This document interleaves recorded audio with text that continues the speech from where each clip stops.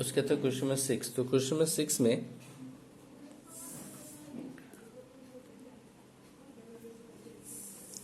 Old ratio दिया हुआ है 3:2, मतलब आमिर को कितना मिल रहा होगा 3/5 और सलमान को कितना मिल रहा होगा 2/5, जिसमें से आमिर को 3/5, सलमान को 2/5। न्यू पार्टनर आ रहा है शाहरुख, तो शाहरुख को कितना के लिए शाहरुख आया है 1/4 के लिए, 1/4 पार्ट के लिए जो है वो शाहरुख आया है।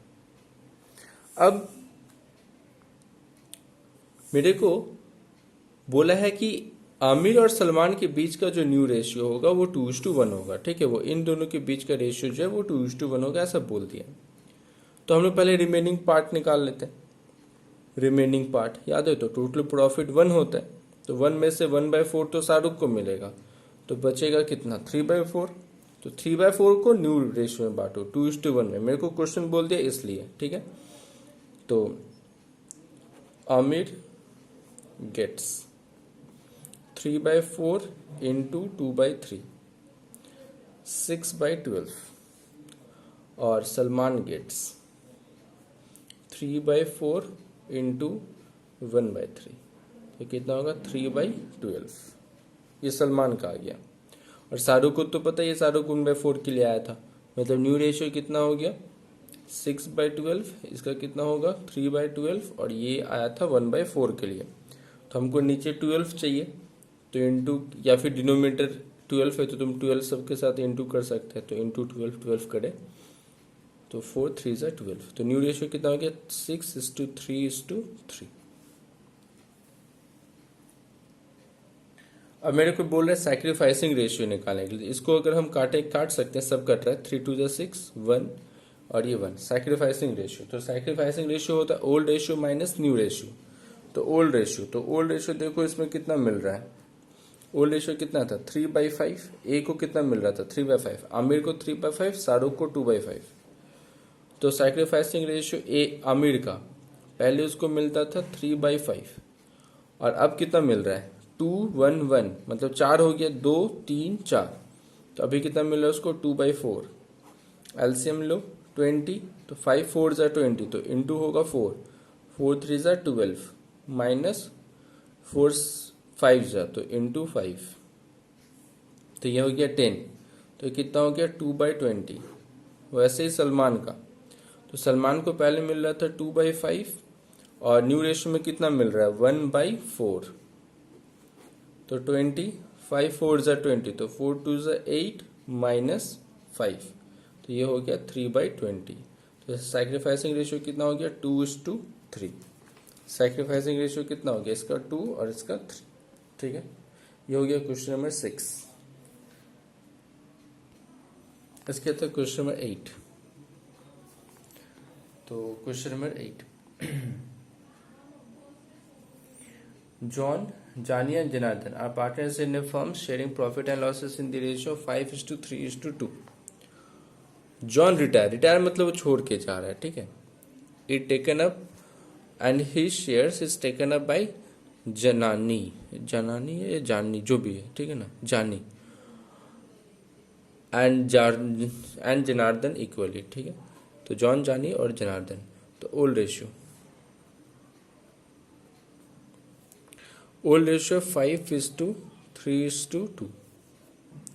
Old ratio 5:3:2। जॉन रिटायर हो रहा है, तो ये जो न्यू रेशियो है ये है जॉन, ये है जानी और ये जनार्दन, ठीक है। जॉन, जानी, जनार्दन, ठीक है।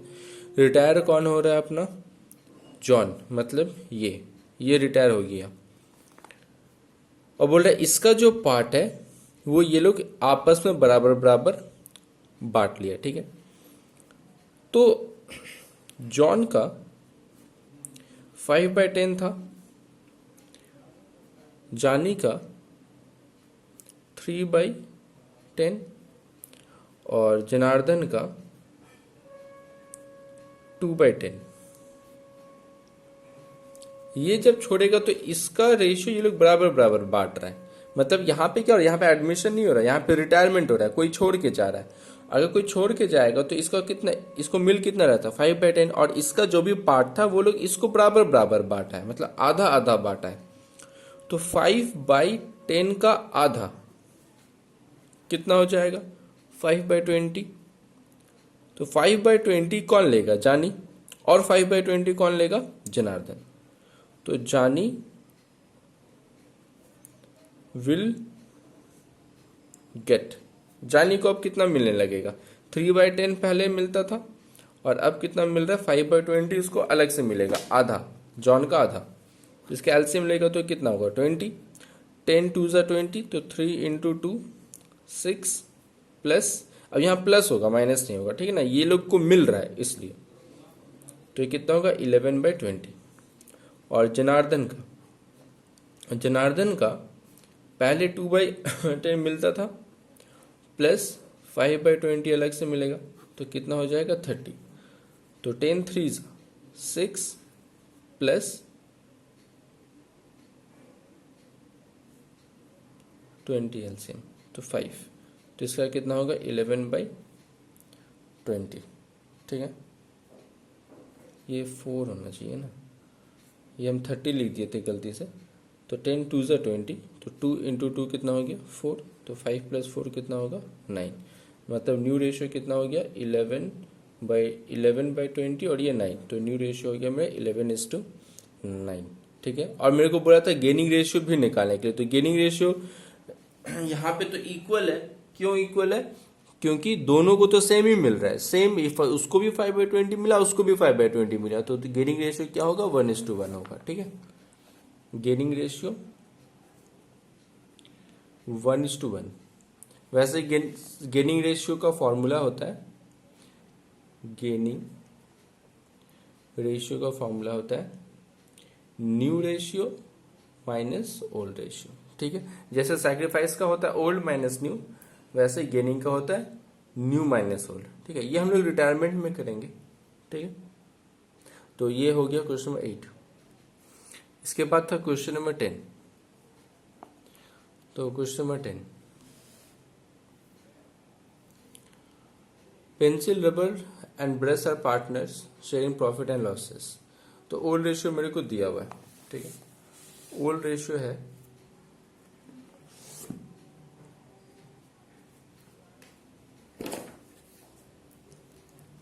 4:3:1।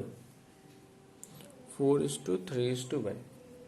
पेंसिल बोला रिटायर हो रहा है और हिज टेकन, ये भी तो सेम है, इक्वली बोल रहा है, ठीक है। तो इसको तुम लोग खुद से करेगा, जैसे हम क्वेश्चन नंबर 8 किए हैं वैसे क्वेश्चन नंबर 10 भी होगा, ठीक है। तो क्वेश्चन नंबर 10 तुम लोग खुद से कर लेना, ठीक है। Tata bye bye. और आज का जो है, नहीं टाटा बाय बाय नहीं, आज का जो क्लास है वो रिवैल्यूएशन है, ठीक है। तो रिवैल्यूएशन में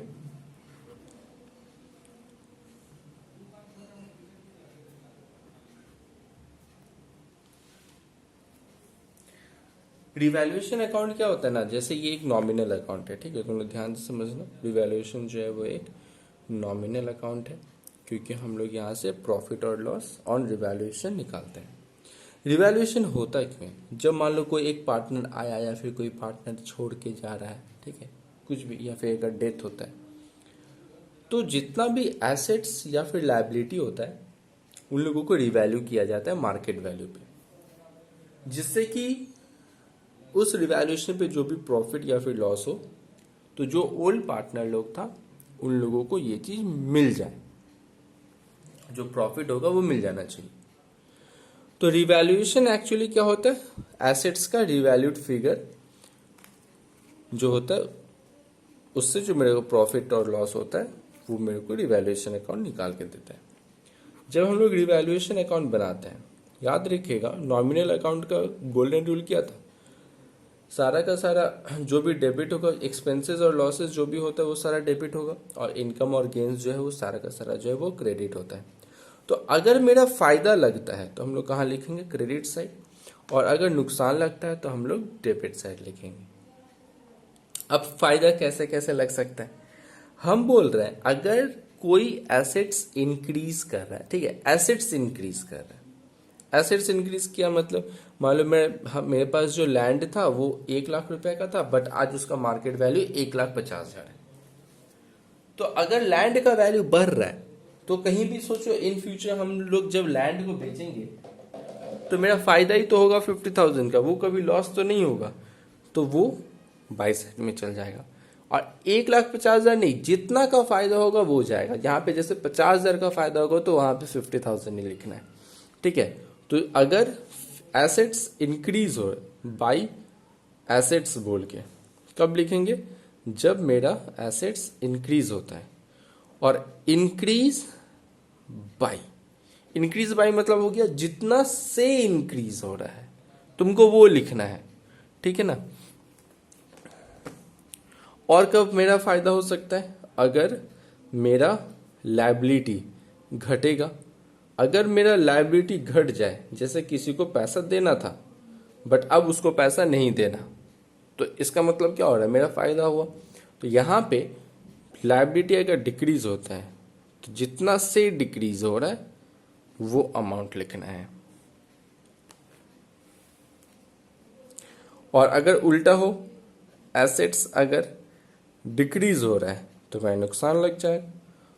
तो जितना से घट रहा है वो यहां पे आएगा डिक्रीज बाई। और अगर मेरा लायबिलिटी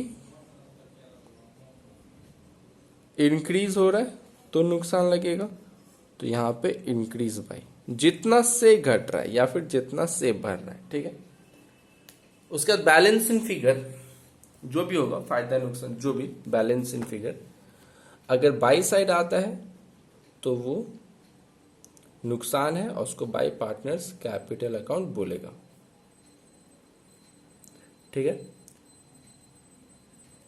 और अगर टू साइड आता है तो तुम्हारे लिए लॉस है, सॉरी प्रॉफिट है, वो यहाँ पे टू पार्टनर्स कैपिटल बोल के प्रॉफिट आएगा। ये रिवैल्यूएशन होता है, ठीक है।